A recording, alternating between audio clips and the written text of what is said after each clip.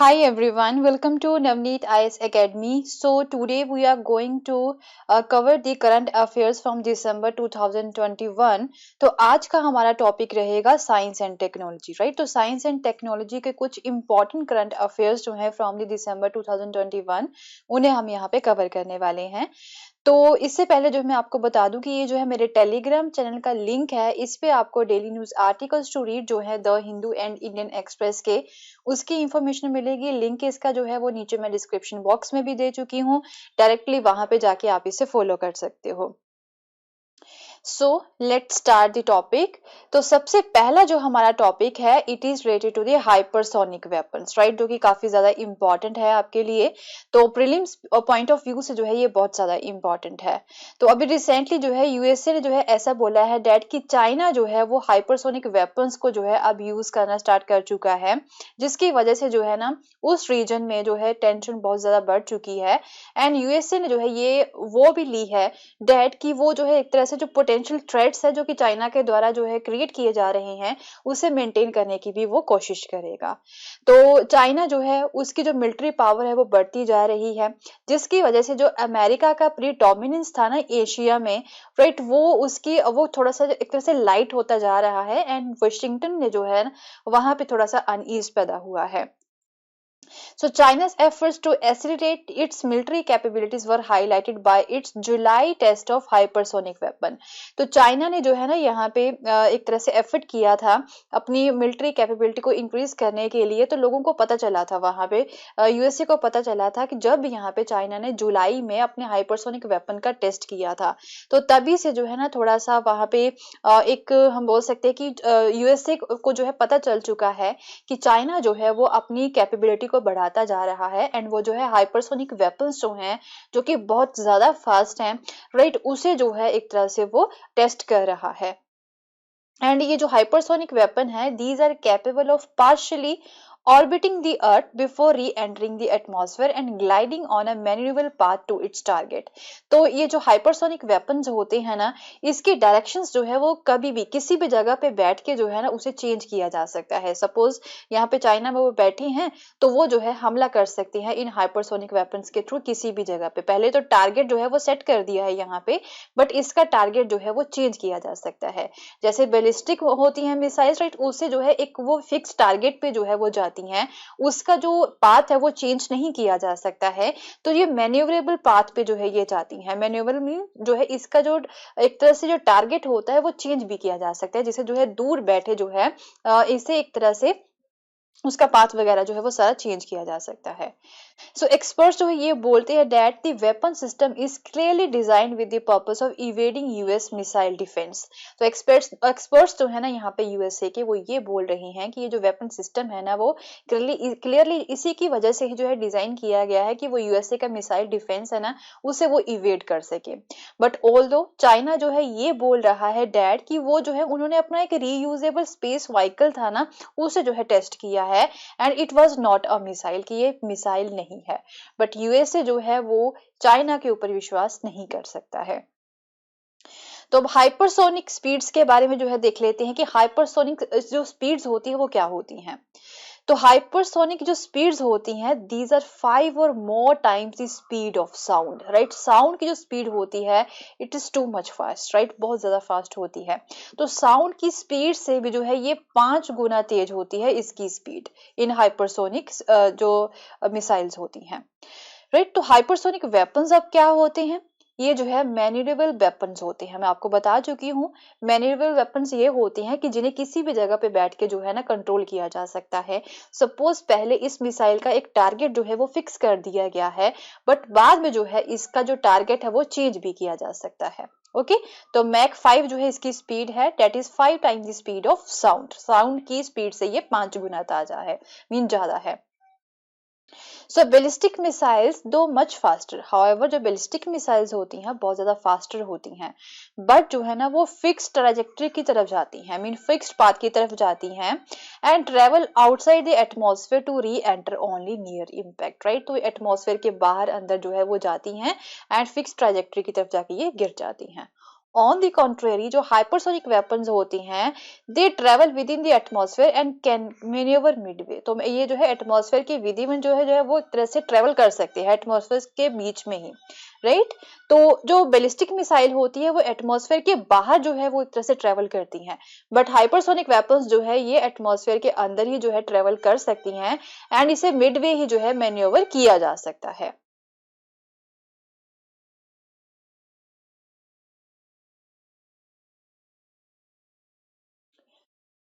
So the above capabilities combined with their high speed make the detection and the interception extremely difficult। तो एक और important जो है problem पता क्या है इसकी कि ये जो हाइपरसोनिक वेपन्स होते हैं ना इसकी स्पीड तो बहुत ज्यादा होती है जिसकी वजह से जो है ना रडार सिस्टम जो होते हैं वो इसे डिटेक्ट भी नहीं कर पाते हैं। तो इसे डिटेक्ट करना, इसे इंटरसेप्ट करना जो है ना वो एक्सट्रीमली डिफिकल्ट हो जाता है रडार सिस्टम के लिए, राइट। इवन एयर डिफेंसेस जो है ना वो भी इन्हें डिटेक्ट नहीं कर पाते हैं जब तक जो है ये उनके ज्यादा क्लोज नहीं आती है। तो ऑब्वियसली जब ये ज्यादा क्लोज आ गई तो फिर जो एयर डिफेंस होते हैं उन्हें जो है रिएक्ट करने के लिए उनके पास जो है ज्यादा टाइम ही नहीं होगा। ओके, तो ये एक बड़ी प्रॉब्लम है। तो चाइना अगर ऐसी चीजें कर रहा है it is not good for the world. So hypersonic weapons जो होते हैं वो भी दो तरह के होते हैं। एक होते हैं एचजीवी जिन्हें हम हाइपरसोनिक ग्लाइड व्हीकल्स बोलते हैं। ग्लाइड व्हीकल्स वो होते हैं इन्हें जो है ना एक तरह से रॉकेट के थ्रू जो है लॉन्च किया जाता है before gliding to a target. Target की तरफ जो है छोड़ने से पहले इसे पहले जो है रॉकेट से लॉन्च किया जाता है। ओके, सो दूसरी होती है हाइपरसोनिक क्रूज मिसाइल्स, इसे एचसीएम बोला जाता है। These are powered by a high speed air breathing engine. तो ये जो सेकंड वाली होती है ना क्रूज मिसाइल्स, इसमें जो है ना इंजन होते हैं, राइट। इसमें जो है खुद के इंजन यहाँ पे लगे होते हैं जिन्हें हम स्क्रैमजेट इंजन भी बोलते हैं। ये एयर को जो है ब्रीथ करते हैं, राइट। जो फ्यूल होता है ना वो एयर की वजह से जो है ना वो और ज्यादा पावर अप हो जाता है जिसकी वजह से इसकी जो स्पीड होती है ना वो और भी ज्यादा बढ़ जाती है। तो एयर ब्रीथिंग इंजन होते हैं जिन्हें हम स्क्रैमजेट इंजन भी बोल सकते हैं। सो ये जो हाइपरसोनिक मिसाइल्स है ना ये एक न्यू क्लास है of threat because they are capable of both manoeuvring and of flying faster than 5000 kilometre per our.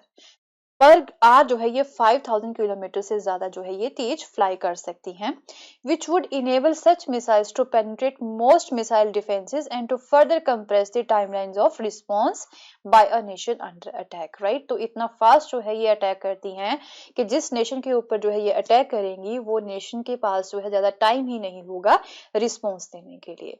Okay, तो अब जो है ना एक तरह से इंडिया एंड वर्ल्ड की तरफ से जो है अनईज जो है वो दिखाया जा रहा है ऑब्वियसली। तो ये वेपन जो है ये एक तरह से साउथ पोल के ऊपर जो है फ्लाई ओवर कर सकता है जिसकी वजह से जो है ना यूएस मिलिट्री को जो है ज्यादा थ्रेट है बिकॉज उसका जो मिसाइल डिफेंस सिस्टम है ना वो नॉर्दर्न पोलर राउट में जो है फोकस्ड है। तो साउथ पोल में अगर ये अटैक करेगा तो इसे एक तरह से कंट्रोल करना यूएसए के डिफेंस सिस्टम के लिए इजी नहीं होगा क्योंकि उनका जो डिफेंस सिस्टम है वो मोस्टली नॉर्दर्न पोलर राउट की तरफ है। एंड इंडिया जो है वो भी कंसर्न है विद द लेटेस्ट डेवलपमेंट्स जो है जो यहाँ पे चाइना की तरफ से हो रही हैं। And such capability highlight the threat for our space asset. तो इस तरह की अगर कैपेबिलिटी चाइना के पास है तो उसकी वजह से हमारे इंडिया का जो स्पेस एसेट्स है ना उसे भी खतरा हो सकता है। तो इसमें टेक्नोलॉजीज कौन सी यूज की गई हैं वो आपको ऑलरेडी बता चुकी हूँ। So the exact details on technology used by the China in this particular test are not known. However China ने जो है अभी ओपनली नहीं बोला है कि उन्होंने इस तरह की मिसाइल कोई टेस्ट की है, राइट। तो उन्होंने ओपनली बताया ही नहीं है तो हमें पता कैसे चलेगा, क्लियरली नहीं पता है कि कौन सी टेक्नोलॉजी इसमें यूज की गई है। बट मोस्टली जो हाइपरसोनिक वेपन्स होती हैं ना वो स्क्रैमजेट टेक्नोलॉजी को यूज करते हैं। स्क्रैमजेट टेक्नोलॉजी क्या होती है, ये एक तरह से स्पेशल टाइप ऑफ इंजन होते हैं design to handle air flows of the speeds in multiples of the speed of sound, right. तो एक तरह से ये जो इंजन इस तरह के होते हैं कि हवा को जो है ये ब्रीथ आउट कर लेते हैं। जब वो हवा अंदर जाती है ना उस फ्यूल के साथ मैच अप होती है तो ये क्या होता है कि यहाँ पे उसकी जो स्पीड होती है ना वो बहुत ज्यादा बढ़ जाती है उस मिसाइल की। Okay, so in air breathing scramjet engine, air from the atmosphere is rammed into the engine। atmosphere की जो air होती है वो engine में चली जाती है, engine के combustion chamber में चली जाती है at a supersonic speed of more than Mach 2, right। Mach 2 की जो एक supersonic speed होती है ना उसके थ्रू जो है वो अंदर जाती है, मीन हवा भी काफी तेज जाती है उसके अंदर। सो इन दी चैम्बर, चैम्बर में जो एयर होती है वो फ्यूल के साथ मिक्स हो जाती है to ignite a supersonic combustion. तो राइट, तो जब ये मिक्स होती है हवा फ्यूल के साथ, तो जो सुपरसोनिक कंबशन जो होता है वो इग्नाइट हो जाता है, मीन स्पीड बहुत ज्यादा बढ़ जाती है। But the cruiser flight will be at hypersonic speed at Mach 6 to 7, so it is called supersonic combustion ramjet और द स्क्रैमजेट। ओके, तो इसे जो है सुपरसोनिक कंबशन रैमजेट और स्क्रैमजेट भी बोला जाता है इस तरह के इंजन को। सो नेक्स्ट टॉपिक है हमारे पास, it is related to the semiconductor की मैन्युफैक्चरिंग को लेके। अभी प्रेजेंटली क्या हुआ था कि जब कोविड का समय था यहाँ पे, तो इसकी जो मैन्युफैक्चरिंग थी ना वो डाउन चली गई थी, राइट। तो बट जो है गवर्नमेंट ने ऐसा सोचा था कि इसका जो यूज है वो कम होगा, क्योंकि जो है यहाँ पे लॉकडाउन था। तो सेमीकंडक्टर्स जो होते हैं ना वो मोस्टली एक तरह से व्हीकल्स में यूज किए जाते हैं, या फिर जो इलेक्ट्रॉनिक इंडस्ट्री है उसमें यूज किए जाते हैं। तो उस समय गवर्नमेंट ने सोचा स्टार्टिंग में कि इसका जो यूज है वो कम होगा। बट आपने देखा ही है कि जब लॉकडाउन लगा था, तो इंटरनेट की वजह से यहाँ पे जो है टेक्नोलॉजी का यूज होना ज्यादा एक तरह से स्टार्ट हो गया था। लोगों ने लैपटॉप्स वगैरह जो है बहुत ज्यादा बाय किए थे, स्मार्टफोन्स ज्यादा बाय किए थे, हर एक चीज ऑनलाइन आ चुकी है। एंड इवन जो है लोगों ने एक ऑटोमोबाइल की जो होती है ना उससे भी काफी ज्यादा खरीदा है। तो डिमांड जो थी वो सेमीकंडक्टर की वो बढ़ती जा रही थी, तो मैन्युफैक्चरिंग जो है इसकी वो बंद कर दी गई थी उस समय में। तो अब जो डिमांड है वो एक तरह से मीटअप नहीं हो पा रही है, राइट। तो जिसकी वजह से अब जो है पुश करना इसे सेमीकंडक्टर को काफी ज्यादा इम्पोर्टेंट हो गया है। तो अब गवर्नमेंट ने जो है 76,000 करोड़ की जो स्कीम है वो यहाँ पे अप्रूव की है सेमीकंडक्टर को बूस्ट करने के लिए and display manufacturing in the country, taking the total amount of incentives announced for the electronic sector to 2.30 lakh crore, right। अब क्या हो गया है कि जो इलेक्ट्रॉनिक सेक्टर को जो टोटल पैसा यहाँ पे दिया गया है, इस पैसे को मिला के वो कितना हो गया, 2.30 लाख करोड़ हो गया। तो एम क्या है, the development of the sustainable semiconductor and display ecosystem in the country. तो इसी की वजह से जो है कि सस्टेनेबल सेमीकंडक्टर जो इंडिया में ही बनाए जा सके, और वो इनका एम है। दैट इज वेल जो है इन्होंने ये स्कीम यहाँ पे अप्रूव की है। And making India a global hub of electronic system design and manufacturing, right. तो इंडिया को एक ग्लोबल हब बनाना है इलेक्ट्रॉनिक सिस्टम की डिजाइनिंग एंड मैन्युफैक्चरिंग के लिए। फंडिंग क्या होगी, गवर्नमेंट जो है वो 50% फंडिंग जो है वो प्रोवाइड करेगी जो भी प्रोजेक्ट यहाँ पे लगेगा सेमीकंडक्टर का। सो एसोसिएशन की अगर हम बात करें, सेंटर जो है वो स्टेट के साथ मिलके यहाँ पे काम करेगी to set up high tech clusters with the necessary infrastructure such as land and semiconductor grade water, right. तो ये दोनों ही जो है मिलके यहाँ पे काम करेंगे इस तरह की जो फैक्ट्रीज वगैरह लगाने के लिए। तो इंडिया का जो सेमीकंडक्टर मिशन है वो भी एक लॉन्च किया गया है। ये एक specialised and independent India semiconductor mission है, ये सेटअप किया जाएगा। एंड ये एक नोडल एजेंसी के तौर पे काम करेगा। जो इंडिया का सेमीकंडक्टर मिशन है वो एक नोडल एजेंसी के तौर पे काम करेगा for the efficient and the smooth implementation of the schemes. जो भी स्कीम लॉन्च की जाएंगी उन्हें एफिशिएंटली एंड स्मूथली इम्प्लीमेंट करने के लिए जो है यहाँ पे ये नोडल एजेंसी रहेगी। एक स्टार्टअप प्रोग्राम भी जो है लॉन्च किया गया है। तो इसके अंदर जो है अराउंड 85,000 जो वेल ट्रेन इंजीनियर्स जो है वो डेवलप किए जाएंगे। एंड इन डिजाइनर्स को जो है ना अब स्टार्टअप लॉन्च करने की भी अपॉर्चुनिटी दी जाएगी, सो डैट कि सेमीकंडक्टर जो है वो और भी ज्यादा यहाँ पे मैन्युफैक्चर किए जा सके। एंड इसमें जो गवर्नमेंट है वो 50% जो इंसेंटिव है वो खुद देगी, बाकी 50% जो है वो खुद लगाएगा पर्सन जो यहाँ पे अपना फैक्ट्री वगैरह यहाँ पे लगाएगा सेमीकंडक्टर्स की।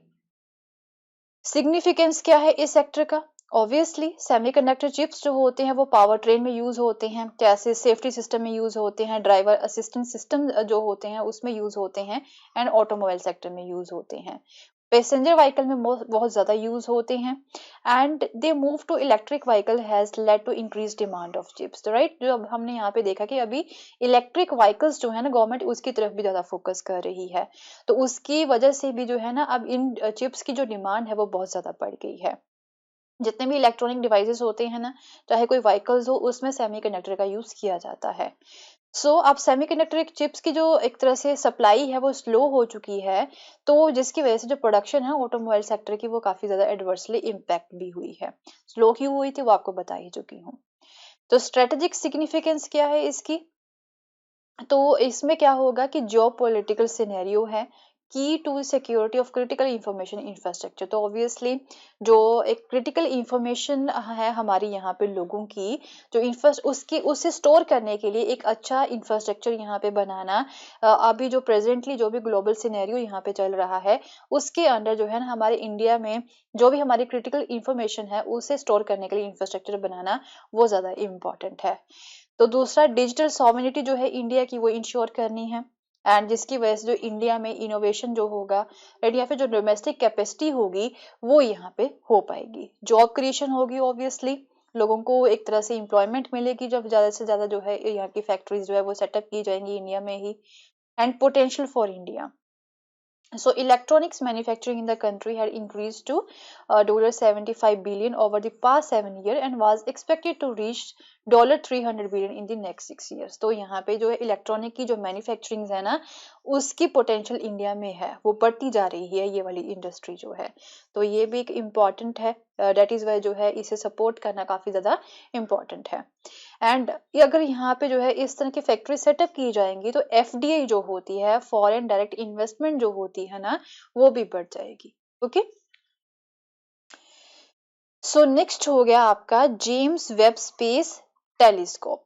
राइट, नासा ने जो है अभी एक तरह से जेम्स वेब स्पेस टेलीस्कोप जो है वो दिसंबर 24 को जो है लॉन्च किया है। तो ये वेब जो कि वर्ल्ड का प्रीमियर स्पेस साइंस ऑब्जर्वेटरी होगी। ओके, तो ये जो जेम्स वेब स्पेस टेलीस्कोप है ये क्या है, ये एक स्पेस साइंस ऑब्जर्वेटरी है। ओके, ये एक तरह से सैटेलाइट के तौर पे होती है। Will succeed the Hubble space telescope. तो इससे पहले कौन सा था यहाँ पे टेलीस्कोप, हबल स्पेस टेलीस्कोप था, अब उसकी जगह पे कौन सा आ गया, जेम्स वेब स्पेस टेलीस्कोप हो गया। तो जो कि ये जो हबल स्पेस टेलीस्कोप है ये 3 डिकेड से जो है वो वहां पे काम कर रहा है स्पेस में। तो इसके बारे में देख लेते हैं जेम्स वेब स्पेस टेलीस्कोप के बारे में। तो ये जो है USA, Europe and Canadian space agencies जो हैं, तीनों की स्पेस एजेंसीज है जैसे कि नासा, ईएसए एंड सीएसए, तीनों का जो है ये एक ज्वाइंट वेंचर है। ये एक ऑर्बिटिंग इंफ्रारेड ऑब्जर्वेटरी होगी, ऑर्बिट करती रहेगी यहाँ पे हमारे स्पेस में जो कि घूमती रहती है। तो ये एक इंफ्रारेड ऑब्जर्वेटरी होगी that will complement and extend the discoveries of the Hubble space telescope. जो जितने लेवल पे हबल स्पेस टेलीस्कोप यहाँ पे जो है काम करता था वो ऑब्जर्व यहाँ पे करता था पूरे स्पेस को, उससे ज्यादा जो है ना ये काम करेगा जो जेम्स वेब स्पेस टेलीस्कोप है। ओके, क्योंकि इसकी जो है वेवलेंथ कवरेज जो है वो ज्यादा है एंड सेंसिटिविटी जो है वो भी ज्यादा है। So Webb was formerly known as the next generation space telescope, right? So यहाँ पे sensitivity जो है उसे improve किया गया है, वो थोड़ा सा कम है इसकी। So Webb जो है was formerly known as the next generation space telescope and it was renamed in 2002 after a former NASA administrator James Webb, right? जो former NASA administrator थे James Webb, उनके नाम पे जो है इसका नाम जो है वो रखा गया है। So it will be a large infrared telescope with an approximately 6.5 meter primary mirror and इसमें जो है 6.5 प्राइमरी मिरर जो है, मीटर का 6.5 मीटर का जो प्राइमरी मिरर है वो भी लगाया गया है। तो ऑब्वियसली ऑब्जर्वेटरी है तो यहाँ पे स्पेस में जो है ये ऑब्जर्व करेगा हर एक चीज को, राइट? तो उसके बारे में इंफॉर्मेशन हमें यहाँ पे प्रोवाइड करवाएगा, तो उसी की वजह से जो मिरर है वो इसमें यहाँ पे लगाया जाता है, उसकी पिक्चर्स जो है वो ये सेंड करेगा। तो इस टेलीस्कोप का पर्पस एंड वर्किंग देख लेते हैं।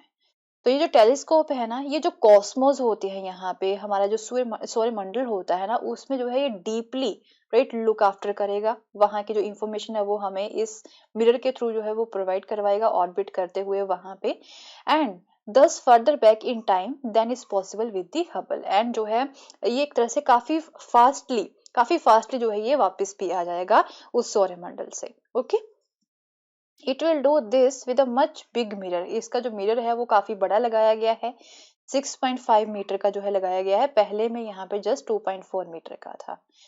So scientists hope this setup can detect the light from the very first population of the stars in the universe to switch on the more than 13.5 billion years ago। तो काफी अच्छे से जो है ये जितना भी स्टार्स की पॉपुलेशन है ना यहाँ पे पूरे सूर्यमंडल की जो है एक अच्छे से वहां की जो एक लाइट है जो उसे डिटेक्ट कर सकता है। तो अच्छे से अगर लाइट वहां की डिटेक्ट करेगा सूर्यमंडल की वहां के स्टार्स की जो है एक तरह से जो लाइट है वो डिटेक्ट करेगा तो हमें ज्यादा इंफॉर्मेशन जो है वो मिलेगी इस टेलीस्कोप के थ्रू सूर्यमंडल के बारे में। सो ऑर्बिट की अगर हम बात करें तो हबल स्पेस टेलीस्कोप जो है वो अर्थ के अराउंड जो है वो एक तरह से ऑर्बिट करता है at an altitude of 570 kilometre above it. So Webb will not actually orbit the Earth. Instead, it will sit at the Earth Sun L2 Lagrange point। तो एक्चुअल में पता क्या होगा इसमें कि ये अर्थ के इर्द गिर्द जो है ना ज्यादा नहीं घूमेगा। तो ये क्या करेगा वहां पे अर्थ एंड सन के बीच में जो है ना एक लैग्रेंज पॉइंट होता है। लैग्रेंज पॉइंट जो होता है जो कि एक L2 पॉइंट होता है। ओके एक्चुअल में यहाँ पे जो है ना 5 पॉइंट्स होते हैं टोटल अर्थ एंड सन के बीच में। ऐसे 5 पॉइंट्स होती हैं जहां पे दो बॉडीज जो होती हैं right not only earth and sun बाकी जो हमारे जो सॉरी यहाँ पे जितने भी दूसरे हमारे सैटेलाइट्स हैं राइट उसके भी जो दूसरी बॉडीज है यहाँ पे तो उनके भी जो ग्रेविटेशनल फोर्सेस होती है ना उनके बीच में भी यहाँ पे उन बॉडीज के बीच में भी जो है ये लेग्रांजे पॉइंट्स होते हैं। तो अब हम यहाँ पे बात कर रहे हैं अर्थ एंड सन की तो इन दोनों के बीच में भी जो है एक्चुअल में 5 लेग्रांजे पॉइंट है। तो उसमें से जो L2 पॉइंट होगा ना वहां पे जो है ये बैठ जाएगा एंड वहां से हमें जो है ये पिक्चर्स वगैरह जो है वो सेंड करेगा। तो ये लेग्रांजे पॉइंट होते क्या है तो लेग्रांजे पॉइंट क्या होते हैं जैसे कि ये सन हो गया ये आपकी अर्थ होगी। ओके तो यहाँ पे जो है ना यहाँ पे भी जो ग्रेविटेशनल फोर्स जा रही है इस L2 पॉइंट पे सन की ग्रेविटेशनल फोर्स जा रही है एंड ये जो है L2 एक तरह से यहाँ पे ये अर्थ है अर्थ की भी जो है ग्रेविटेशन जो फोर्स है ना वो यहाँ पे जा रही है। तो जब दोनों की एक तरह से ग्रेविटेशन फोर्स जो होती है टू बॉडीज की जब एक पॉइंट पे आके जो है ना मैचअप हो जाती हैं। ओके जब ग्रेविटेशनल फोर्सेस जो हैं दो बॉडीज की जिस पॉइंट पे मैचअप हो जाती हैं उस पॉइंट को हम L2 पॉइंट भी बोल सकते हैं। तो ये इस तरह से जो मैचअप होता है ना वो डिफरेंट डिफरेंट पॉइंट्स पे हो जाता है। कुछ पॉइंट्स ऐसे होते हैं जब दो बॉडीज की ग्रेविटेशन फोर्सेस जो है ना उस पॉइंट्स पे आके मैचअप हो जाती हैं। तो इन्होंने क्या सोचा कि हम L2 पॉइंट जो है ना वहां पे जो है इसे बिठा देंगे ओके इस टेलीस्कोप को। So at the L2 point, a Webb solar shield will block the light from the sun, earth and the moon which will help web stay cool. तो यहाँ पे जो है ये बैठ जाएगा तो यहाँ पे जो है इस पॉइंट पे आके जो है ना लाइट जो है वो ज्यादा इसके ऊपर नहीं पड़ेगी जिसकी वजह से जो है यहाँ पे ये बैठ के कूल भी हो सकता है। ओके एंड फ्यूल जो होता है ना इसका वो भी कम यहाँ पे यूज होगा। So which is very important for an infrared telescope जो कि एक इंफ्रारेड टेलीस्कोप के लिए बहुत ज्यादा इंपॉर्टेंट होता है कूल होना राइट। सो ये चीजें हैं इसमें। बस यही था इसमें। तो हमारे जो जितने भी दिसंबर मंथ के जो इम्पोर्टेंट करंट अफेयर्स थे वो हम अब तक जो है कवर कर चुके हैं। अब जो नेक्स्ट वीडियो हमारी रहेगी वो रहेगी अब जनवरी के इम्पोर्टेंट करंट अफेयर्स की राइट जनवरी 2022 के जो इम्पोर्टेंट करंट अफेयर्स हैं वो जल्दी ही लेके आएंगे। मिलते हैं अपनी नेक्स्ट वीडियो में एंड अगर आपको मेरा कोर्स पसंद आया तो इसे शेयर करना ना भूलें and don't forget to subscribe my channel also. Thank you so much. Have a nice day. Bye bye.